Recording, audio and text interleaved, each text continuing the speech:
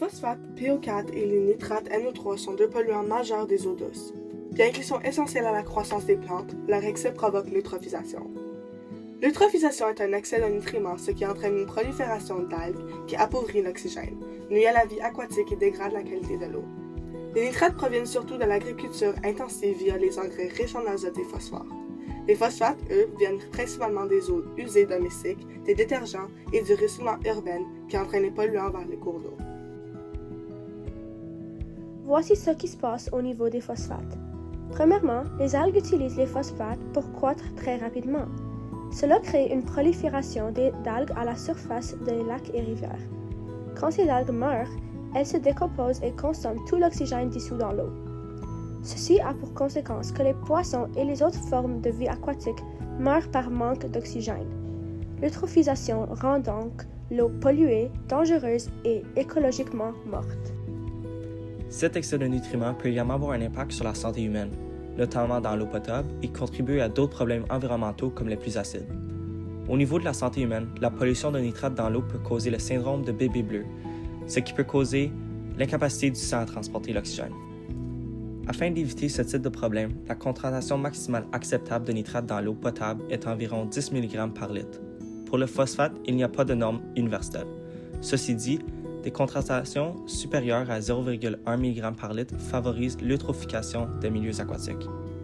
Maintenant, bien que ce problème existe, il y a des applications technologiques à la problématique.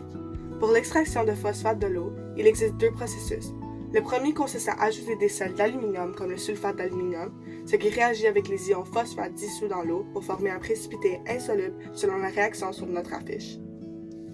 Ici, le phosphate réagit avec l'aluminium pour former de l'aluminium phosphate, un solide insoluble dans l'eau.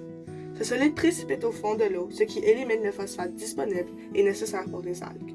Comme résultat, les algues meurent de faim car elles ne peuvent plus accéder au phosphate qui est essentiel à leur croissance. Poursuivre, avec un lien écologique, cette réaction est utilisée dans les traitements des eaux usées, tels que les stations d'épuration pour limiter l'eutrophisation des lacs et des rivières, en réduisant le taux de phosphate dans l'eau en dessous de 0,1 mg par litre. De plus, une autre solution pour retirer les phosphates de l'eau et éviter leur impact écologique est l'utilisation du Phoslock, un composé à base d'argile modifié au lantane. Le processus est presque identique à la précédente. La réaction forme du phosphate de lantane, un solide insoluble qui se dépose au fond de l'eau et ne dissout pas à nouveau grâce à sa structure moléculaire stable, ce qui empêche à tout retour le phosphate. Pour une application technologique, ce produit est une technologie innovante de déphosphation utilisée dans de nombreux pays. Il est non toxique pour les milieux aquatiques et ne libère pas de sous-produits dangereux. Et finalement, il retire efficacement le phosphate excédentaire et empêche la croissance des algues. Le nitrate est un composé azoté très soluble dans l'eau, qui ne précipite pas facilement, ce qui rend leur élimination plus complexe que celle des phosphates. Voici la réaction biochimique de dénitrification. Cette transformation, facilitée par des bactéries anaérobies, permet de convertir les nitrates en azote gazeux, inoffensif qui retourne dans l'atmosphère.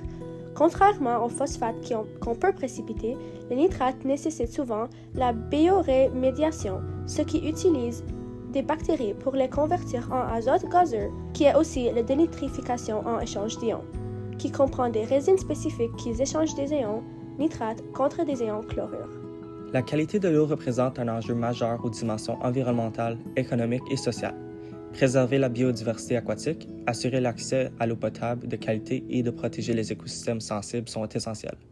Sur le plan économique, il s'agit de réduire les coûts de traitement et d'éviter les pertes dans les secteurs clés comme la pêche et le tourisme. Socialement, garantir une eau propre limite les risques sanitaires, notamment ceux liés aux algues toxiques. Les nitrates, issus principalement de l'agriculture intensive, aggravent la situation. Ils menacent la santé publique, alourdissent les coûts de dépollution et touchent particulièrement les zones rurales. Une gestion durable de l'eau et de l'agriculture deviennent donc indispensables. Il est important de prendre en considération l'impact que les nitrates et les phosphates ont